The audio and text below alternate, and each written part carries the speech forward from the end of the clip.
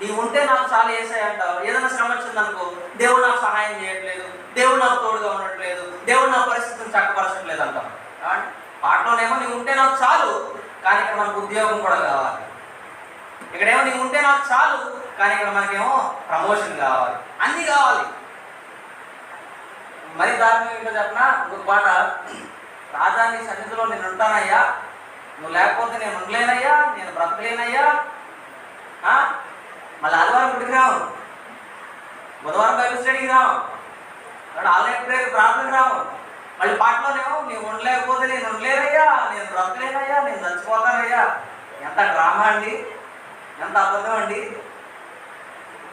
మనం పాడే పాట మన జీవితంలో ఉండాలి. ఏమండి, అంతా నా మీద నేను పాట పాడతాం. ఏదైనా శ్రమ వచ్చిన వెంటనే దేవుడిని దూషించడం, దేవుడిని విడిచిపెట్టడం చేస్తారు కొంతమంది.